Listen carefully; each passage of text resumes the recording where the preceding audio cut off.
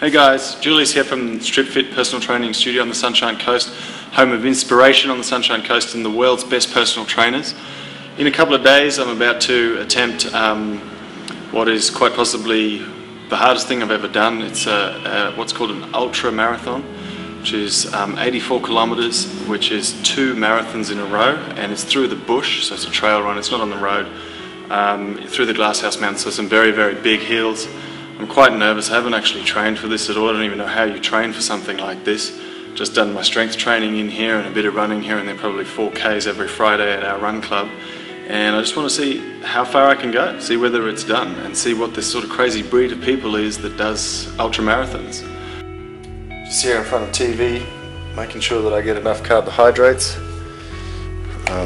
This is about my 3rd bowl of pasta. I can certainly eat this stuff. I've only got about 5 hours to go until I start. I've been trying to get some sleep, but I'm a bit too excited, so just sit here and watch TV for a little while, and then I'll head off. The race actually starts at midnight, and there's just not much chance of me getting any sleep then. Just waiting now. It's 6:30 in the morning. Julius has been running since midnight. In the Glasshouse Mountains area. We're just waiting.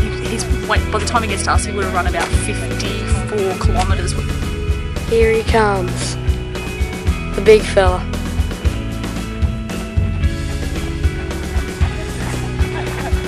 So how are you feeling so far? Good. How'd you feel at midnight? Good. I haven't even started yet. Where's your hardest point been so far? After I left Bruce, ran by myself in the dark for about an hour and a half. No, I ran out of water, so I was pretty stuffed. My knee's been hurting. Talk us through your experience. Talk us through your experience so far. It's been amazing, euphoric, pleasurable, and the food's amazing. So you don't want to swear with the... You happen to pass Anthea and Sean. The horses were struggling when we went up it. Yeah, they were. Actually, that was the hill that just had to go up. Oh, is it? No, that's only part of it. I've already been up there. Is he saying it, ain't you? His imaginary friends. He's probably seeing people. My vision was fuzzy. Yeah. When I stopped to catch my breath coming up those hills, and everything starts swimming, and you get little when you stop, white lights. Trees start moving, you're like, woo!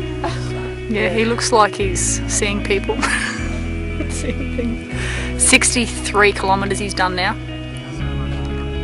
This isn't much fun. I'd have to agree. At 60 Ks I hit what everyone says about hitting the wall, and for me, I think that the real big important learning going back from that is that I suppose a lot of people, when they say they hit, between 60 and 80, or whenever they start to get really old, even though they're in pain and they're really grumpy towards their family, they rely on them so much. And for me, that really came true when my son Josh was running in front of me for the last 20 Ks. I'd broken down completely. I was emotional, I was crying, I hated everything about it, and he was running in front of me, pointing out the rocks and the roots on the ground, so that I wouldn't stumble anymore. And for 20 Ks he carried my water for me, and he wouldn't drink a single drop of it because he wanted me to have it. He felt that I needed it a lot more than him. And there's not many 13-year-old kids that can actually run 20 Ks anyway. It's a big effort for him.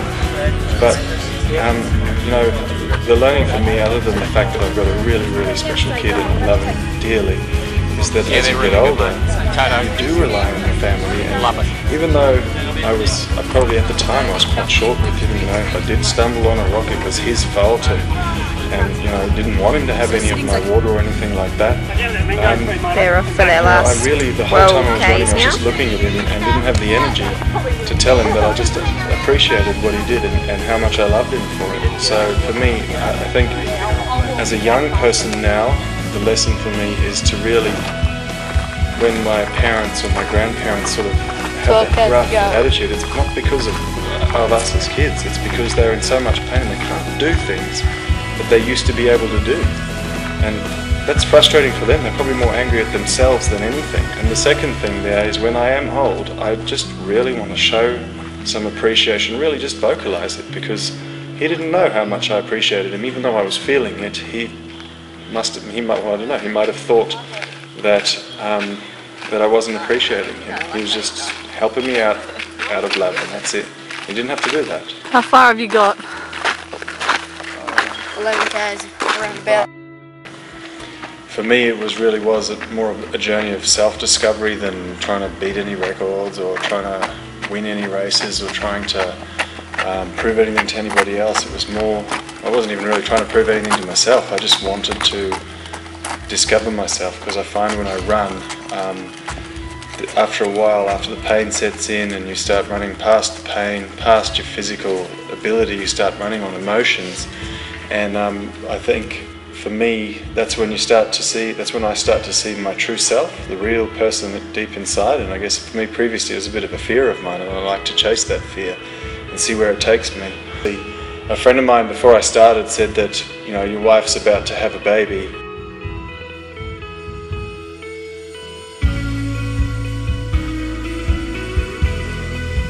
What I learned from this is the pain that I went through it's the most pain I've ever been through in my entire life. And I figured while I was running the race, I was in so much pain, in so much denial, just didn't want to do this sort of thing ever again. I probably didn't want to do a 5-kilometre run or even walk down to the shops anymore. This was just madness. I don't even know why I was doing it. I was begging.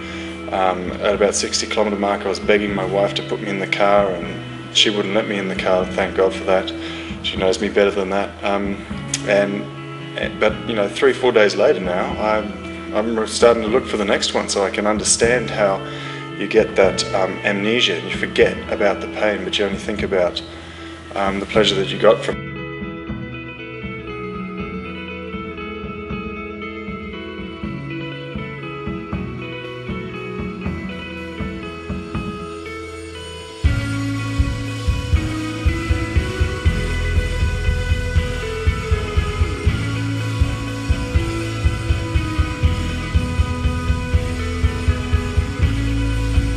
Running the whole race, you're focused solely on getting to the finish, the finish, the finish, the finish. You don't actually think about much while you're going through it. And in life, I've heard so many people say to me, you know, it's the journey of life that matters. And not just life, in doing anything, it's the journey that counts, not the destination. And I really understand that now after that, because the end, you know, you get a little pathetic sort of a hand clap from about 5 people who are just volunteers anyway, and they just want to get home so that they don't have to keep cooking the barbie, and they just want to go home to their families. But during the event, that's the part that's fun. You know, you miss it as soon as you cross the finish line. You miss being in that personal space, in that pain, in that event.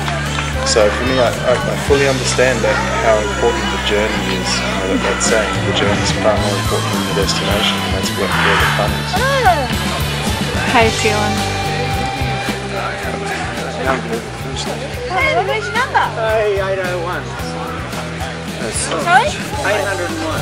I lost it. Amazing. No one can do this. Run the whole thing.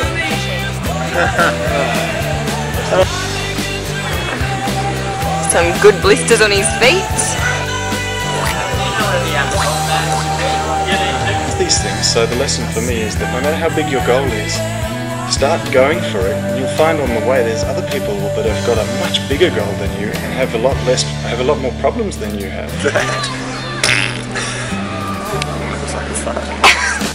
It suddenly makes your goal seem more real and so much easier. So if you ever feel like you're going through some tough times, think about those people. Think about how hard it is for somebody else. Or think about how hard it is for somebody else who's got a bigger goal than you, who's doing worse than you. About 80.12 kilometres, 13 hours. That one says no sleep.